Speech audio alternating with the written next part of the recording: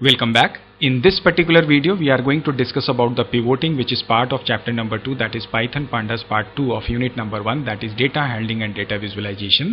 इसके previous session में हमने ऑलरेडी इसी चैप्टर एंड यूनिट के तकरीबन सारे topics like descriptive statistics, quantile, quartile, standard deviation and others को डिटेल में डिस्कस किया है। डिटेल में डिस्कस करने का मतलब ये है you can get a better understanding of all these concepts. अगर आप इन कॉन्सेप्ट्स को देखना चाहते हैं तो आप मेरे चैनल पे जाएं, वहां आपको इन्फॉर्मेशन प्रैक्टिस क्लास 12 ट्यूटोरियल 2021-22 नाम की प्लेलिस्ट मिलेगी, जहां जाकर आप इन सारे वीडियोस को देख सकते हैं। डिस्क्रिप्शन बॉक्स में भी मैंने इसका लिंक आपके साथ शेयर कर दिया है और ऊपर आई बटन पर भी मैंने इसका लिंक आपके साथ शेयर कर दिया है। नमस्ते student, this is Sanjay and welcome back to my YouTube channel tech tip now. चलिए सीखते हैं और सीखने के साथ साथ समझते भी हैं। But before that I would like to request to that please subscribe my channel if you are visiting for the first time, या आपने अभी तक मेरे चैनल को सब्सक्राइब नहीं किया है। And if you really like this video और you find it useful for you, then please don't forget to like and share it as well. So let's start this session. Well, first of all, it is very important to understand what is the meaning of this pivoting actually. Well, in a single term, I can say summarizing data. और अगर इसकी detail में definition की अगर हम बात करें तो you can see in your screen I have written that pivoting is reshaping. और जब मैं बात कर रहा हूं रीशेपिंग की, इसका मतलब ये है कि हम बात कर रहे हैं रीअरेंजिंग की। So reshaping existing data structure and data structure का स्पेसिफिक मीनिंग की अगर मैं बात करूं तो हम यहां पे बात कर रहे हैं बेसिकली डेटा फ्रेम की। And why this data frame? Because हम रो और कॉलम फॉर्मेट की बात करते हैं। वी ऑल नो दैट कि डेटा फ्रेम में ही हम रो कॉलम फॉर्मेट में डेटा को मैनेज करते हैं। पिवोटिंग का जो रिलेशन होता है ना, वो बेसिकली कहीं ना कहीं किसी टेबल से होता है। टेबल जहां पे रोज एंड कॉलम्स के फॉर्म में आप डेटा को मैनेज करते हैं और इन्हीं रोज एंड कॉलम्स के फॉर्मेट में जिन डेटा को आपने मैनेज किया होता है, जहां पे डेटा कई बार रिपीट होते हैं, और उन रिपीटेटिव डेटा का समरी अगर आपको जनरेट करना होता है यूजिंग एग्रीगेट फंक्शंस, वहां पर इस कॉन्सेप्ट को हम इस्तेमाल करते हैं, that is called pivoting. So I was saying that pivoting is reshaping existing data structure using row column values, obviously because हमारे टेबल में रो एंड कॉलम्स ही होते हैं और उनकी वैल्यूज की ही हमें समरी जनरेट करनी होती है, इसलिए जाहिर सी बात है हम यहाँ पे बोल रहे हैं रो कॉलम वैल्यूज। और जब समरी की हम बात करते हैं, we all are very well known to this data aggregation where we talk about some function, where we talk about minimum function, maximum function, or you can say the mean function, medium function and mode function. तो ये जो aggregation function होते हैं, या जिसे हम as a descriptive analysis पिछले session में हमने डिस्कस भी किया था, इन फंक्शंस का इस्तेमाल करते हुए हम पिवोटिंग करते हैं and it allows us to transform your columns into rows and rows into columns. कहने का मतलब जस्ट लाइक ट्रांसपोजिंग, आप कॉलम को रो में शिफ्ट कर सकते हो, रो को कॉलम में शिफ्ट कर सकते हैं या मूव कर सकते हैं एज पर योर कन्वीनियंस, आप अपनी जरूरत के हिसाब से या अपनी सुविधा के हिसाब से। चलिए इसे एक एग्जाम्पल से समझने की कोशिश करते हैं। Now as you can see in your screen right now, मैंने यहाँ पर एक सैंपल टेबल लिया हुआ है और अगर आप इस सैंपल टेबल को माइन्यूटली ऑब्जर्व करेंगे then you see there are 3 basic columns like customer name, item name and rate. और कस्टमर नेम में you can see there are 3 basic customers, Ram, Rahul and Raja. And item name में हमने 3 items को manage किया, soap, salt and sugar.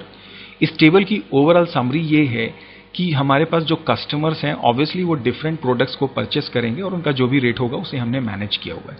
Now the question is that you can see here कि हमारे customer name bar बार यहाँ पे repeat हो रहे हैं, उसी तरह से हमारा जो आइटम नेम है वो भी कहीं ना कहीं you can see here bar bar repeat हो रहा है। Now the question is that कि ये हमारे पास जो अवेलेबल डेटा है, मैं ये चाहता हूं कि मेरा ये जो सोप है, इस सोप से रिलेटेड कितने कस्टमर्स हैं जिन्होंने डेटा को परचेस किया, सोप को परचेस किया, और उनकी ओवरऑल क्वांटिटी कितनी है।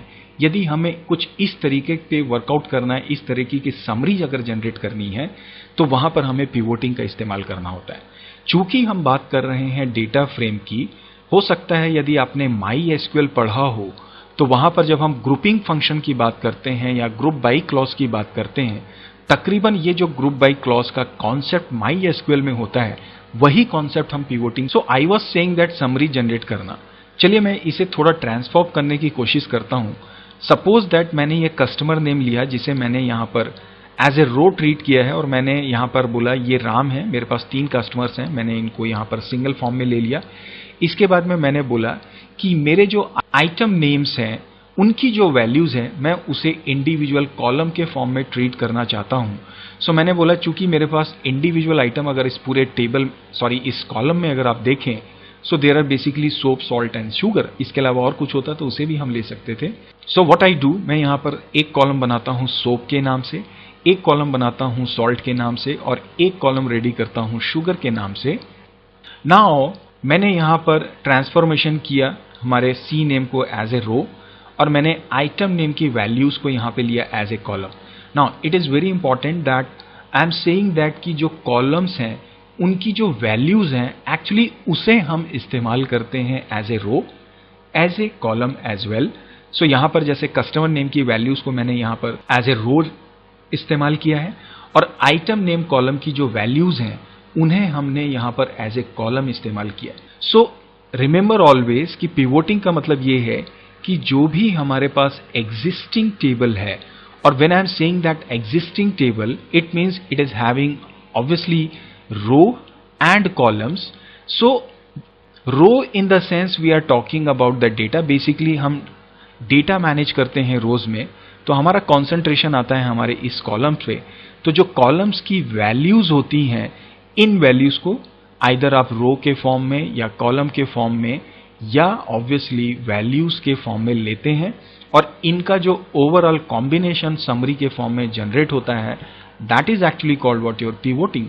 सो what I did, as I said, मैंने कस्टमर नेम की वैल्यू को रोज में लिया, आई टुक आइटम नेम का वैल्यूज को कॉलम के फॉर्म में, एंड जो रेट की वैल्यूज है उसे मैं यहाँ पे यूज करूंगा फॉर जनरेटिंग समरी और एज ए वैल्यू मैं इसे यहाँ पे डिस्प्ले करने की कोशिश करूंगा। So now when you see this Ram and the soap, you will see Ram and soap का जो corresponding related record है that is basically 100, so I'll keep here it. Similarly Ram and salt का अगर आप combination देखें it is 20, so what I do here 20 I take, and similarly for sugar in the ram you see here it is saying that 45, so I am taking this 45. In the same way I take values for Rahul, so Rahul का अगर soap का value आप देखें it is 80, so I keep it here. Similarly for salt it is 40.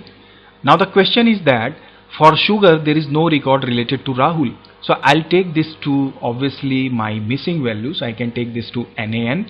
And similarly for Raja here you see values are given for salt and sugar, so मैं इसे maintain करता हूँ like salt is 40, sugar is 90, and soap के लिए चूंकि यहाँ पर कोई भी related record नहीं है, so it will be NaN. So this is how we can generate the summary. But हो सकता है आपको यहाँ पे ये लगे कि मैंने तो सिर्फ डेटा को ट्रांसफॉर्म करके दूसरे तरीके से डिस्प्ले कर दिया।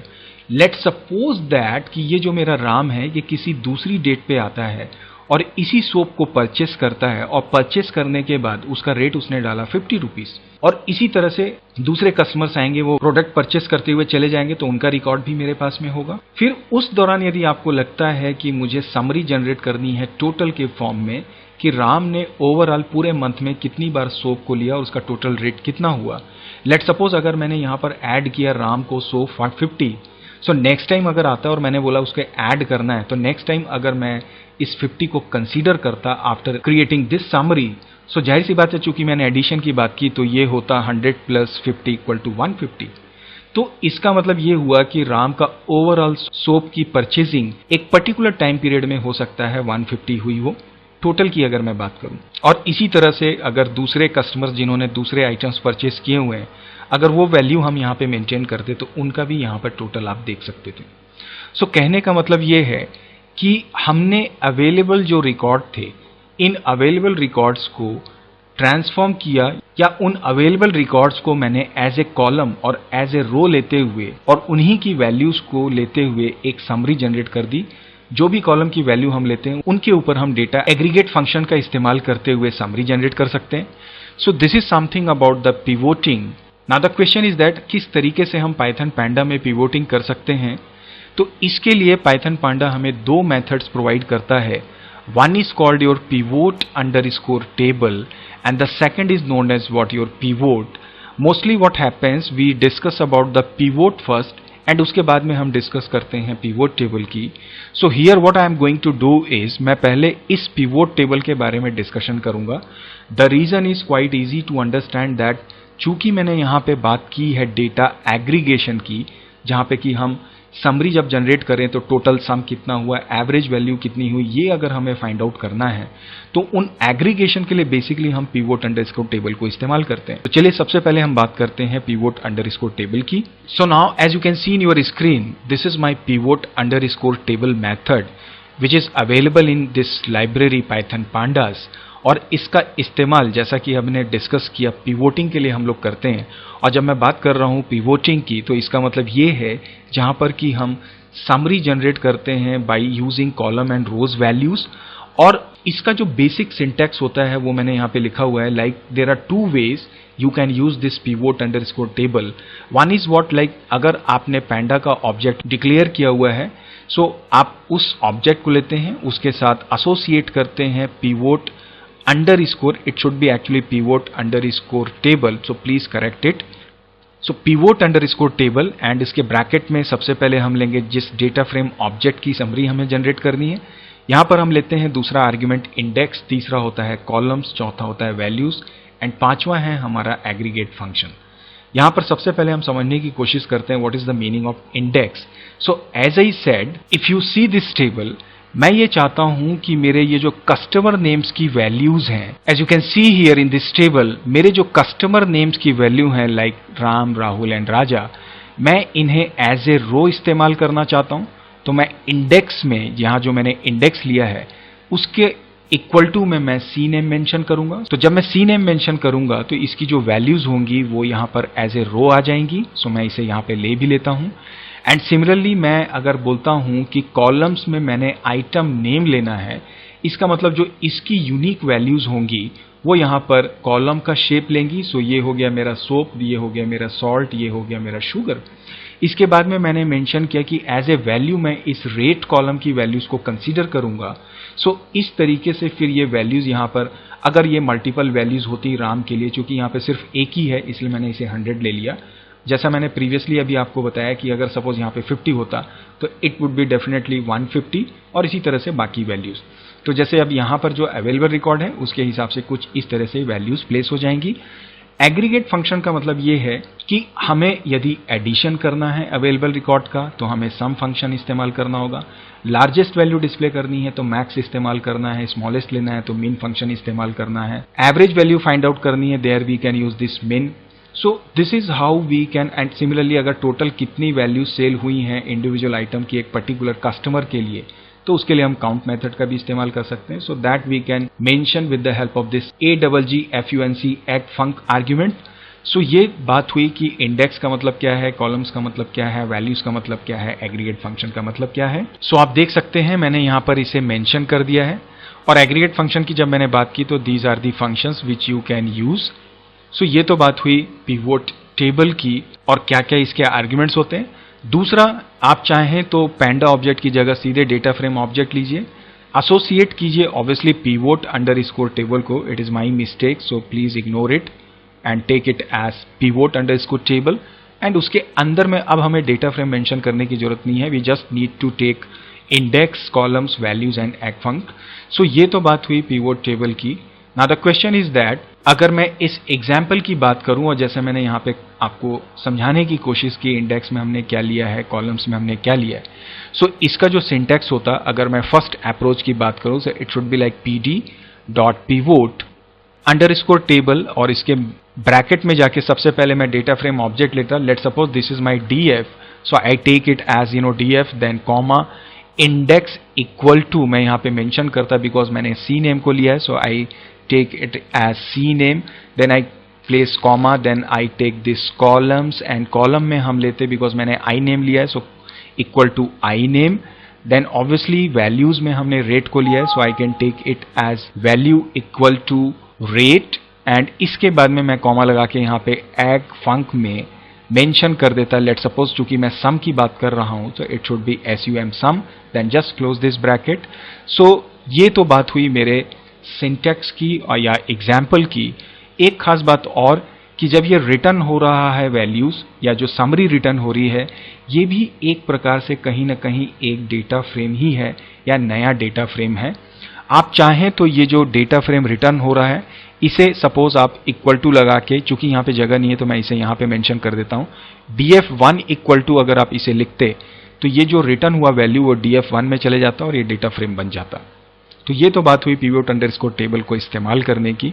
चलिए अब इसे पाइथन शेल पे एग्जीक्यूट करके समझने की कोशिश करते हैं। So now as you can see in your screen, this is my program. मैंने यहाँ पे एक डिक्शनरी ली है और जिन वैल्यूज को अभी मैंने आपको एग्जाम्पल में लेके इस पिवोटिंग को समझाया, उन वैल्यूज को मैंने यहाँ पे ले लिया है रोज एंड कॉलम्स के फॉर्म में। उसकी बेसिस पे मैंने डेटा फ्रेम रेडी किया है, फिर मैंने उसे प्रिंट किया है और यहाँ पे pivot underscore table मेथड को कॉल किया। मैंने डेटा फ्रेम ऑब्जेक्ट कॉल किया। चूंकि मैं यहाँ पे pd डॉट कर रहा हूँ और चूंकि मैं इसे किसी डेटा फ्रेम में स्टोर नहीं कर रहा हूँ, I mean data frame object में, इसलिए मैंने सीधे इसे प्रिंट कर दिया है। उसके बाद में इंडेक्स में मैंने सी नेम मेंशन किया है, कॉलम में आई नेम, वैल्यू में रेट, जो भी अभी मैंने आपको डिटेल में समझाया। यहाँ पर एग्रीगेट फंक्शन में मैंने मीन लिया है जो बेसिकली एवरेज के लिए है। नाउ एक इंपॉर्टेंट बात हमेशा ध्यान रखें कि जब हम एग्रीगेट फंक्शन की बात करते हैं तो बाय डिफॉल्ट अगर आप कोई मेंशन नहीं करते तो वो हमेशा मीन ही होता है। चलिए अब इसे रन करके देखते हैं। So now you can see this is the result, this is my actual data frame. और जब मैंने पिवोटिंग की तो you can see here these are my item name, salt, sugar and soap, and ये मेरे कस्टमर नेम है और उससे मैचिंग वैल्यूज को इसने कंसीडर किया है। यू कैन सी हियर कि रहीम के लिए हमारे पास सोप के नाम से कोई भी अवेलेबल डेटा नहीं था। सो एज आई सेड कि डेटा अगर अवेलेबल नहीं होते हैं एग्रीगेशन में तो वहां पे मिसिंग वैल्यूज आ जाती हैं। तो ये तो बात हुई समरी की। क्वेश्चन इज दैट कि मैं चाहता हूं कि इस मिसिंग वैल्यू की जगह यहां पे मैं 0 या कोई और दूसरी वैल्यू प्लेस कर दूं। That we can also do और उसके लिए हम इस्तेमाल करते हैं फील एनी मेथड का। चलिए उसे भी मैं आपको बता देता हूं। सो what I do here, this is my complete syntax. मैं इस पूरे कोड को एसोसिएट कर दूंगा डॉट फील एन एंड इसके बाद इसके ब्रैकेट में जाके मैं 0 को, चूंकि मैं 0 प्रिंट डिस्प्ले करना चाहता हूं तो मैंने 0 को एज एन आर्गुमेंट पास कर दिया। इसके बाद यदि आप इसे सेव करके रन करें, सो now you can notice here, let me increase it size, you can see here यहां जितनी भी मिसिंग वैल्यूज हो वहां पे 0 आ रही है। Now the question is that कि एग्रीगेशन जब मैं कर रहा हूं और मेरे पास चूंकि एक सिंगल वैल्यू ही थी 100 की, लेट सपोज मैं एक वैल्यू और इसमें ऐड करता हूं राम की। सो मैं इसे यहां पर एंड पे ले लेता हूं। This time I am taking this to say Ram and इसके बाद आइटम नेम में जाके मैं फिर से यहां पर ले लेता हूं से सोप और इसी सोप के लिए लास्ट में मैं यहां पे वैल्यू डाल देता हूं say for example 300 and then see इसका मीन वैल्यू का क्या आता है। So now you can see it is showing you 200 here. So 100 plus 300, you can see this is 100, this is 300। So दोनों का एडिशन करके बाई 2 किया, so it is coming like 200। So it means that my pivoting is working absolutely fine and this is how you can understand किस तरह से हम pivoting करते हैं। Now the question is that we just discussed about the pivot underscore table method as you can see here. So what is the purpose of this pivot method only? Well, this is you can say the shorter version of this pivot underscore table, or you can say it has some limited calculation ability in the sense we cannot implement aggregate functions or we cannot use aggregate functions with pivot method only. चलिए मैं example से इसको समझाने की कोशिश करता हूं directly. So what I do here, I just take this pivot method and जब हम पिवोट मेथड को इस्तेमाल करते हैं तो उसके साथ में हम देते हैं df डॉट पिवोट। हमें यहाँ पर डेटा फ्रेम मेंशन करने की जरूरत नहीं क्योंकि हमने ऑलरेडी इस डेटा फ्रेम को यहाँ पे पिवोट के साथ एसोसिएट कर दिया है। Rest I take index columns as it is और वैल्यूज को मैं एज इट इज रखता हूँ एंड एज आई सेड मैं यहाँ पर एग्रीगेट फंक्शन का इस्तेमाल नहीं कर सकता, सो मैं इसे यहाँ से डिलीट कर देता हूँ and for the time being हम इस फील एन को भी यहाँ से डिलीट कर देते हैं। So this is it. चलिए अब इसे एक बार एग्जीक्यूट करके देखते हैं और क्या हमें आंसर मिलता है समझने की कोशिश करते हैं। Now here it is clearly saying that index contents duplicate entries can not reshape. इसका मतलब ये है कि अगर डुप्लीकेट वैल्यूज हैं, कहने का मतलब ये है, मैं उस टेबल को वापस डिस्प्ले करता हूं। यू कैन सी हियर मेरे पास यहां पर सबके लिए डुप्लीकेट वैल्यूज हैं, तो ऐसी सिचुएशन में हम पिवोट का इस्तेमाल नहीं कर सकते। सो पिवोट की यदि हम बात करें तो इस मेथड को हम तभी इस्तेमाल कर सकते हैं जब आपके पास अवेलेबल जो डेटा है या अवेलेबल डेटा फ्रेम की जो वैल्यूज हैं दे आर नॉट डुप्लीकेटेड। से फॉर एग्जाम्पल मेरा राम है, राम का सोप का वैल्यू इतना है, राहुल का इतना है, राजा का इतना है एंड सो ऑन। तो ऐसी सिचुएशन में हम यूज करते हैं पिवोट मेथड का। यहां पर डेटा एग्रीगेशन का इस्तेमाल आप नहीं कर सकते। सो कहने का मतलब ये एक सिंपल बेसिक फंक्शन है जिसका काम होता है कॉलम्स की जो भी वैल्यूज हैं उनको एज ए रो और एज ए कॉलम लेके डेटा को ट्रांसफॉर्म कर देना और उन्हीं कॉलम्स की वैल्यूज को एज ए वैल्यू लेकर डिस्प्ले भी कर देना। तो now it is very clear that जब भी हम पिवोट मेथड का इस्तेमाल करना चाहते हैं, actually it should be data frame object. So इसे मैं यहाँ पे करेक्ट कर देता हूँ, data frame object dot pivot, फिर उसके अंदर इंडेक्स कॉलम और वैल्यूज इन 3 आर्गुमेंट का हम इस्तेमाल करते हैं। चलिए अब इसके लिए भी इस कॉलम की बेसिस पे या इस एग्जाम्पल की बेसिस पे पिवोट को एग्जीक्यूट करके देख लेते हैं। सो व्हाट आई डू हियर कि मैंने जो ऑलरेडी ये डेटा फ्रेम के लिए डिक्शनरी रेडी की हुई है, इसी डिक्शनरी में मैं वैल्यूज चेंज करता हूं। सो now you can C I took another dictionary जहां पर मैंने इस तरह से यूनिक वैल्यूज को ले ली है और यहां पर मैंने पिवोट को कॉल कर लिया है। चलिए अब इसे रन करके देखते हैं। Again it is saying that arrays must all be of same length, so let me check where we committed mistake. So you can see here यहाँ पर मैंने कॉमा प्लेस नहीं किया है। So now I think it is correct. Let's try to run this again. So now it is working absolutely fine. So you can see here, these are my customer names and these are my obviously values, I mean item name, then these rate. And जब हमने pivoting की तो मैंने customer name को as a row treat किया, obviously item name को मैंने as a column लिया है और उसके corresponding ये values को display कर रहा है। And to avoid this missing value, what we can do, we can replace it with any value you like, and for that obviously we know now that we can use fill NA method. So let's include this fill NA method with this pivot as well. So what I do here, I just take this fill NA here and then I just take this, I just want to display this 0. So what I am doing here is taking 0 as an argument. So that's it. So what I do now, मैं फिर से इसे run कर लेता हूँ and now you can see कि मैंने सारी missing value को replace कर दिया है। और इस तरीके से I think now you can understand what is the purpose of pivoting, why we use it, and if you want to summarize existing data obviously by aggregating, then we can use pivot underscore table। and अगर आपके पास simply unique data है, small amount of data है और उसे just आपको row column के form पे transform करना है, जस्ट रीशेप करना है, तब हम सिर्फ पिवोट मेथड का इस्तेमाल करते हैं। तो एक बात आप हमेशा अपने जहन में डाल लें कि जब भी आपको पिवोटिंग करनी है, you should always go for pivot underscore table। and I hope now this video tutorial will definitely would be helping you to understand all these concepts। so चलिए इसी उम्मीद के साथ में आज के इस सेशन को मैं यहीं पे एंड करता हूँ। मिलते हैं नए सेशन में, ऑब्वियसली नए चैप्टर, नए सॉल्यूशन, नए कॉन्सेप्ट के साथ में। Till then, keep practicing, keep learning, and do keep watching my channel. And please don't forget to like, share, and subscribe as well. So bye bye and do take care. Thank you.